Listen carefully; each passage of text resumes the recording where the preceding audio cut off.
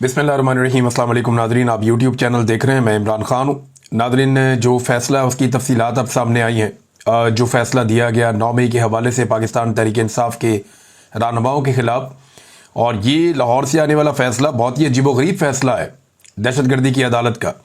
इसमें ऐसी अजीब अजीब चीज़ें लिखी हैं, मैं पढ़ के हैरान हो रहा था। यानी इस फैसले के अंदर जज साहब ने गूगल का भी एक हवाला जो है वो शामिल किया है कि गूगल के मुताबिक जो है वो खुफिया पुलिस क्या होती है और वो किस तरह काम करती है। हत्ता कि ये तक इसमें लिख दिया गया जी वो होती है खुफिया पुलिस जो मुखालिफिन जो हैं सियासी जमातों के या हुकूमत के जो सियासी मुखालिफिन हैं उनके खिलाफ भी कार्रवाइयाँ करती है।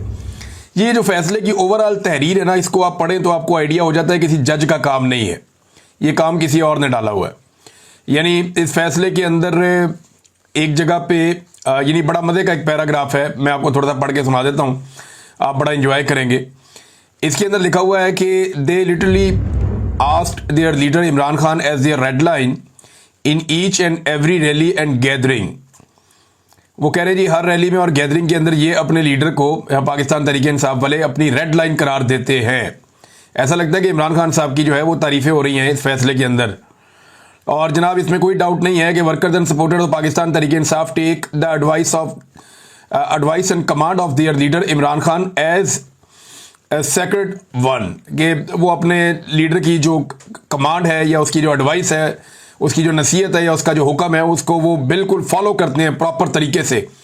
ये वो समझते हैं कि ये काबिल एहतराम एक ऑर्डर है उनके लिए और वो उसको फॉलो करते हैं और वो समझते हैं कि उनका लीडर उनके लिए एक रेड लाइन है।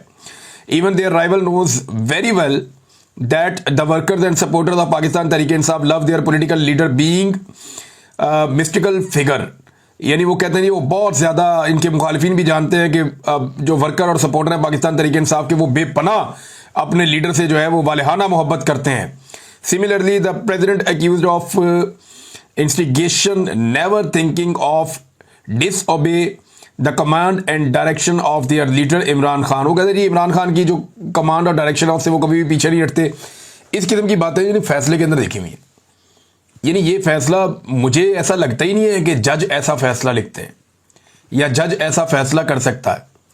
जो ये पैराग्राफ पढ़ लें आप या बाकी चीज़ें आप पढ़ लें, आपको हैरत होती है कि इमरान खान साहब की तारीफ़ें लिखी हुई है।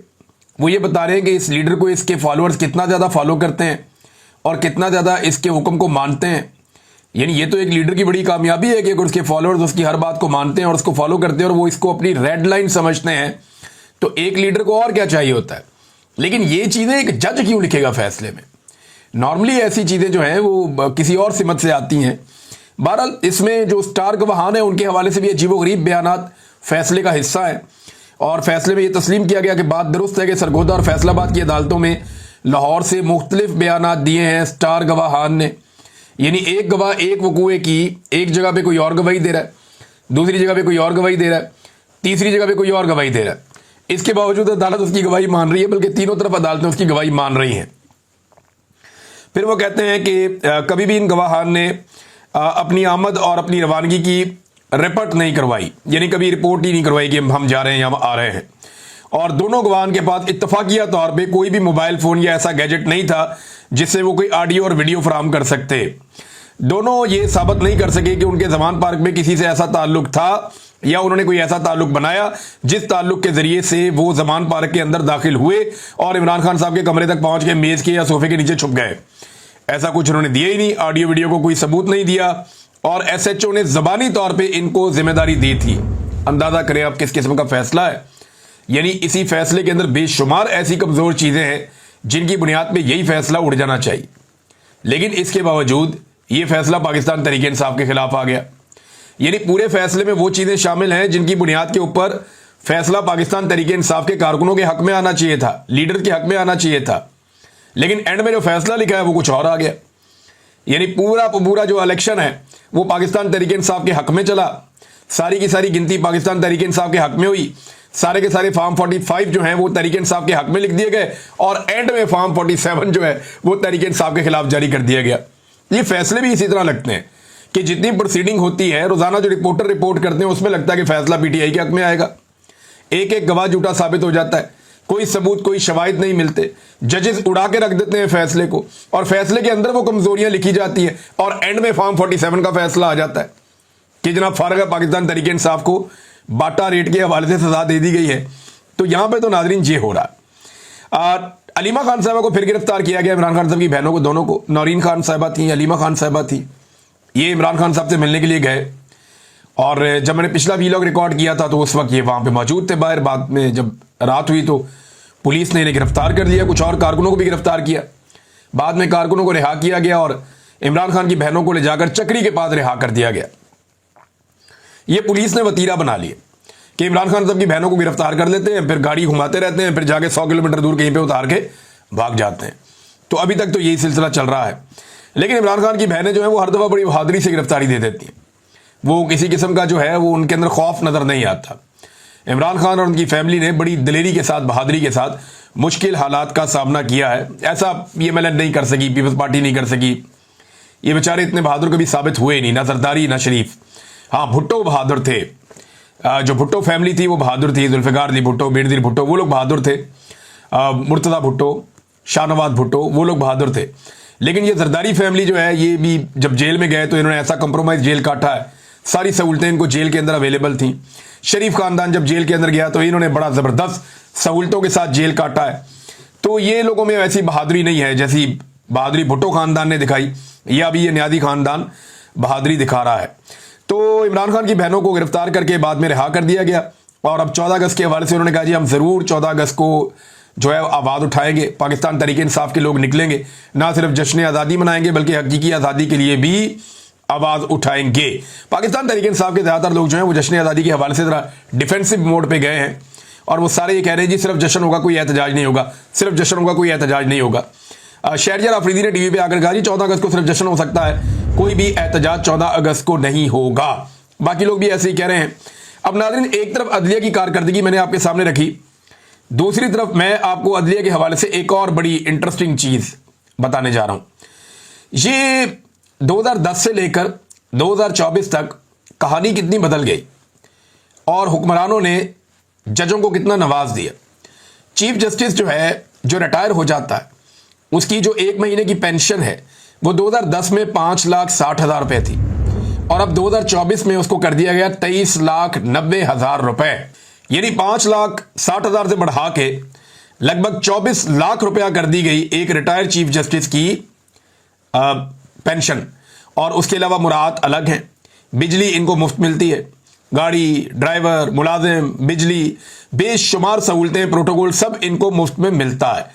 और अब जनाब 2014 में तनख्वाह 9 लाख की गई थी, उसके बाद जनाब दोबारा इसको बढ़ाया गया, लेकिन अब 2023 के अंदर दोबारा से, और ये हर मरतबा जो है वो ये इजाफे किए PMLN की हुकूमत ने। PMLN ने धड़ाधड़ जो है वो जजों की मुराद में इजाफा किया है और ऐसा लगता है इसीलिए जुडिशरी जो है वो PMLN को बहुत पसंद करती है और उनके हक में फैसले लेकर आती है। और 2016 में चीफ जस्टिस की पेंशन 11 लाख कर दी गई थी, तब भी नवाज शरीफ साहब की हुकूमत थी।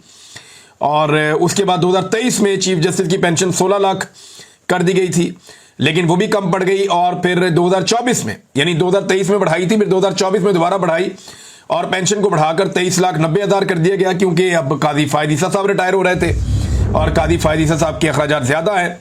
जज अगर फौत हो जाए तो उसकी बेवा को मिलने वाली पेंशन की तफसीलात भी सेनेट में पेश कर दी गई हैं और ये सेनेट के अंदर सारा रिकॉर्ड निकला है। जज की बेवा को माहाना 300 लीटर पेट्रोल भी दिया जाता है, जबकि जज की बेवा से इनकम टैक्स नहीं लिया जाएगा। जज की बेवा को 2000 यूनिट बिजली भी मुफ्त दी जाएगी, जबकि उन्हें पेंशन भी उसी तरह अदा की जाएगी। अब आप अंदाजा करें कि एक जज पाकिस्तानियों को कितने का पड़ता है, और ये रिटायर्ड जज है जिन्होंने पाकिस्तान में आवाम को इंसाफ नहीं दिया। यानी कादी फायदी साहब 24 लाख रुपया तो कैश ले रहे हैं हमारे पैसों से, और उसके अलावा कादी फायदी साहब की वैसे मौजें लगी हुई है। 24 लाख रुपया कादी फायदी साहब कैश ले रहे हैं। 2023 में भी, 2016 में भी बढ़ाए पैसे, 23 में बढ़ाए, फिर 24 में बढ़ाए, और 24 लाख रुपया तो पैसा ले रहे हैं तनख्वाह की मद में, पेंशन में। और उसके बाद उनको मुराद अलग मिल रही हैं, बिजली अलग मिल रही है, पेट्रोल अलग मिल रहा है, मुलाजिम अलग मिल रहा है, गाड़ी ड्राइवर, तो ये मौजें लगी हुई हैं इनकी, बेशुमार मौजें हैं। और फिर ये लोग इंसाफ क्यों देंगे? ये तो उन्हीं लोगों को खुश रखेंगे ना जो इनके लिए मुराद और तनख्वाहों में और पेंशन में इजाफा करते हैं, और उन्हीं को ये खुश रखने की कोशिश भी करते हैं। नादरीन, शहबाज शरीफ साहब ने एक स्टेटमेंट दिया है और अब वो जरा कॉन्फिडेंस शहबाज शरीफ साहब का वापस आ रहा है। अब जरा वो जज्बाती तकारीर भी करना शुरू हो गए हैं। बिल्कुल ही थके हुए थे, परेशान थे बहुत ज़्यादा शहबाज शरीफ साहब, और उन्हें लगता था हर चीज़ उनके हाथ से निकल गई है। लेकिन जैसे जैसे आर्मी चीफ के ताल्लुकात बढ़ रहे हैं अमेरिका में डोनाल्ड ट्रंप की इंतजामिया से, यहाँ शहबाज शरीफ का खून बढ़ता जा रहा है और उनकी सलाहियत में इजाफा हो रहा है। दूसरी बात यह है कि ये वही शहबाज शरीफ है जो अपोजिशन के पूरे दौर में बीमार रहे हैं, कभी अस्पताल में रहे हैं, कभी कमर में दर्द रही है, कभी जेल से छुट्टी ले लेते थे, कभी घर पे पड़े रहते थे, कभी अदालत में बुलाओ तो ये छुप जाते थे कि मैं बीमार हूं। अब जब से ये हुकूमत में है एक दिन भी बीमार नहीं हुए। ना नवाज शरीफ बीमार होते हैं, ना शहबाज शरीफ बीमार होते हैं, ना जरदारी साहब बीमार होते हैं, ना कोई और। अल्लाह ताला इन सबको सेहत अता फरमाए। लेकिन एक आदमी है जो जेल में गया हुआ और वहां पे भी बीमार नहीं हो रहा, वो वहां पे भी डट के बैठा हुआ, वो इमरान खान है। उसने एक फर्क तो डाल दिया है। अब शहबाज शरीफ साहब कहते हैं जी कि 6 और 10 मई के बाद एक नया पाकिस्तान वजूद में आ चुका है, दुश्मन पानी की एक बूंद भी हमसे नहीं छीन सकता। तो शहबाज शरीफ साहब की इतला के लिए अर्ज है कि पाकिस्तान के डैमों के अंदर पानी कम है, और जो पाकिस्तान के मगरबी दरिया हैं जिन पे पाकिस्तान का हक है, सिंध-तास मुआहदे के तहत भारत ने कई जगहों से उन दरियाओं का पानी रोका है और पाकिस्तान उसके बारे में शिकायत भी करता रहा है, और इसकी वजह से पाकिस्तान के डैम्स के अंदर पानी कम है। एक बूंद की आप बात कर रहे हैं, वो पता नहीं कितने हजार क्यूसेक पानी पाकिस्तान का रोक लेता है भारत जब उसका दिल करता है। तो पाकिस्तान को इसके लिए कोई पक्का बंदोबस्त करना पड़ेगा। भारत ने बहुत सारे डैम बनाए हैं उन दरियाओं के ऊपर जो दरिया पाकिस्तान का हक है, जिन पे भारत एक भी डैम नहीं बना सकता था। तो भारत की इस हरकत के खिलाफ पाकिस्तान की मिलिट्री एस्टेब्लिशमेंट को हरकत में आना था और ये डैम्स बनने से रोकने थे। लेकिन ये तमाम डैम न सिर्फ भारत ने बनाए, बल्कि सिंध-तास मुआहदा खत्म करने की जब उन्होंने बात की तो उसके बाद ये जो डैम्स हैं ये पानी भी रोकने के काम आते हैं। और आपने पिछले दिनों देखा, बहुत सारी खबरें इसके बारे में चली भी। अब शहबाज शरीफ साहब ने बढ़त तो मारी है, लेकिन इंडिया भी फंसा हुआ बेचारा, उसकी बहुत बेइज्जती हुई है आलमी सतह के ऊपर। तो इधर पाकिस्तान जो है वो चढ़ चढ़ के आ रहा है, तो ऐसे में शहबाज शरीफ साहब का बयान देना तो बनता है, लेकिन पानी तो फिलहाल इंडिया रोक लेता है। उसे छुड़वाना अभी पाकिस्तान की हुकूमत और एस्टेब्लिशमेंट की रिस्पॉन्सिबिलिटी है। नाजरीन, गंडापुर साहब ने एक स्टेटमेंट दिया और ये ऑपरेशन के हवाले से उनका स्टेटमेंट है। उन्होंने कहा कि हमने ना किसी को ऑपरेशन की इजाजत दी है, ना ही ऑपरेशन हो रहा है। यार गंडापुर साहब को उठा के ना कोई बाजोड़ में छोड़ा, इनको पकड़ के ना सर से इनको दिखाओ वो बम गिर रहा है, वो गोली चल रही है, वो बम गिर रहा है, ये देखो लोग नकल मकानी कर रहे हैं, ये देखें लोग अपने घर छोड़ छोड़ के जा रहे हैं, ये देखो लोगों की अमलाक को नुकसान हो रहा है। ये मिलिट्री ऑपरेशन नहीं है तो और क्या है गंडापुर साहब? ये जब तक आपके ऊपर आके बम नहीं गिरेगा तब तक आपको समझ नहीं आएगी कि ये मिलिट्री ऑपरेशन हो रहा है। यानी जबानी मैंने आपको कहा ना कि गंडापुर की पोजीशन बड़ी ऑड है। एएनपी की ये खूबी थी, जब वो कहते थे कि हम ऑपरेशन के हमायती हैं तो वो खुलकर कहते थे, और जब वो कहते हैं कि हम ऑपरेशन के मुखालिफ हैं तो वो खुलकर कहते हैं। अब 23 अगस्त को एमएल वली खान ने ऐलान किया कि ये जो ऑपरेशन हो रहा है इसके खिलाफ है। अब पहले वो इसके हमायती थे, अब खिलाफ है वो, क्योंकि अब अवाम जो है वो बिल्कुल उस तरफ चली गई है और वो ऑपरेशन में नहीं मानते। मौलाना खान ज़ेब इनकी पार्टी के शहीद भी हो गए। अब एमएल वली खान साहब आ रहे हैं इस्लामाबाद एहतजाज करने के लिए। उन्होंने कहा जी हम बड़ा एहतजाज लेकर इस्लामाबाद पहुंचेंगे। वो तो 23 अगस्त आएगी तो देखेंगे कि एमएल वली खान साहब के तिलों में कितना तेल है या इनमें कितना हौसला है और वो कितने लोगों को लेकर इस्लामाबाद पहुंचते हैं, और इनको इस्लामाबाद आने भी दिया जाता है या नहीं आने दिया जाता। तो ये तो हो गया एमएल वली खान का मामला। लेकिन गंडापुर ये कैसे कह सकते हैं कि हमने ना किसी को ऑपरेशन की इजाजत दी है, ना ये ऑपरेशन हो रहा है? उधर कर्फ्यू लगा हुआ है बाजोड़ में। इनका अपना मुशीर इत्तलात कह रहा है जनाब हमने कर्फ्यू लगाया हुआ है ऑपरेशन की वजह से, और खुद ही अपने मुंह से कह रहे हैं कि हमारी जंग जारी है, हम इस जंग को जीतेंगे। एक तरफ कह रहे हैं जी हमारी जंग जारी है, हम जंग जीतेंगे, दूसरी तरफ कह रहे हैं ना हमने कोई इजाजत दी है और ना कोई ऑपरेशन हो रहा है। मेरी समझ से बाहर है कि अली अमीन गंडापुर साहब कहना क्या चाहते हैं। और इन्होंने एक बात कही थी कि मैं विकेट के दोनों तरफ खेलने का माहिर हूं, और वो बात सच साबित हो रही है बार बार। एक इंटरव्यू में अली अमीन गंडापुर ने कहा था कि मैं विकेट के दोनों तरफ खेलता हूं, तो वो साबित भी हो रहा है कि वाकई ये विकेट के दोनों तरफ खेलते हैं। और एक और चीज की है वहां गवर्नमेंट ने, उसमें उन्होंने ये कहा कि बाजोड़ से नकल मकानी की है जिन खानदानों ने, फी खानदान को 50,000 रुपए दिए जाएंगे। अब ये पता नहीं कब पैसे देंगे। मेरे ख्याल में 50,000 रुपया बहुत कम है। इतना पैसा तो एक खानदान सिर्फ एक जगह से दूसरी जगह जाए ना, तो उसको एक जगह से दूसरी जगह जाकर बैठने में इतना पैसा लग जाता है, फिर वहां पे रहना, वहां पे खाना पीना, अपने बच्चों को खाना पीना देना, अपने सर के ऊपर छत का बंदोबस्त करना। अगर ये लोग 1 महीने के लिए भी अपने घरों से दूर गए हैं तो 30-40 हजार रुपया तो एक घर का किराया है जहां पे पूरा खानदान जाके बैठेगा। और अगर इनको खैमों में बिठाया है तो इस मौसम के अंदर, गर्मी के अंदर, इनको कैसे खैमों के अंदर आप एडजस्ट करेंगे? उनकी बेचारों की हालत पतली हो रही है। आप एसी वाले कमरों में बैठ के कह रहे हैं जी हम ऑपरेशन की इजाजत नहीं दे रहे, लेकिन जंग हम जीतेंगे। यानी ये दोगली पॉलिसी चल रही है ना अली अमीन गंडापुर साहब की। तो 50,000 रुपया बहुत कम पैसे हैं। मैंने यहां पे एक ऑडियो सुनी, एक बुजुर्ग हैं, इनकी मैं बात सुन रहा था, मुझे बड़ी तकलीफ हुई उनकी बात सुन के। पश्तो में ये बात कर रहे हैं, इनका आप चेहरा देखे। शानदाना गुलजार साहबा ने इनको ट्वीट भी किया है। वो ये कहते हैं मेरे सूबे, मेरे मुसलमानों, मेरे पाकिस्तानियों, मेरे बेगुनाह पख्तूनों के साथ ये जो सलूक हो रहा है, नस्ल कुशी कुछ मादनियात के लिए हो रहा है। किधर हैं मेरे दहशतगर्द की लाश? यहां पर तो सिर्फ मेरे मासूम हैं। ये जो बुजुर्ग है ना, ये बाजोड़ में बाबा जो है, ये क्या कह रहे हैं? ये पश्तून बुजुर्ग हैं, रोते हुए बेचारे बात कर रहे हैं। वो ये कह रहे हैं कि मैं ब्लड प्रेशर का मरीज हूं, खाने के लिए सिर्फ एक प्लेट चावल की मुझे मिल रही है सारा दिन में। अब एक तरफ हमारा ये हाल है और दूसरी तरफ घरों पर हमला है और चोरी कर रहे हैं हमारी। यानी ये लोगों ने पहले भी शिकायत की थी कि जब भी किसी एरिया में ऑपरेशन होता है तो लोग अपना कीमती सामान बातों का छोड़ जाते हैं, और जब लोग वापस आते हैं वो कहते हैं नहीं हमें हमारा सामान नहीं मिला। ये बात जो स्वात के मकीन है उन्होंने भी मुझे बताई थी, और यही बात शिकवा जो है ये बाबा जी भी कर रहे हैं। ये बहुत परेशान है। अल्लाह ताला इनकी मुश्किलात आसान करे। इनकी फरियाद सुननी चाहिए, गंडापुर साहब को तवज्जो देनी चाहिए, और ये ऑपरेशन अगर वो रुकवा नहीं सकते, कम से कम इन लोगों को खाना तो खिलाएं।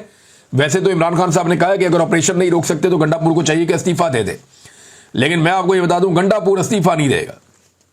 दुनिया इधर से उधर हो जाएगी, गंडापुर अब इस कुर्सी के साथ चिपक कर रहेंगे। उन्हें पता है उनको मौका मिल गया, वो इस मौके को ज़ाया नहीं करेंगे। नाज़रीन, कौमी असम्बली में ऑपरेशन के हवाले से जो तकारीर होती हैं, यानी इसमें जो है वो शाहिद खटक साहब ने तकरीर करने की कोशिश की।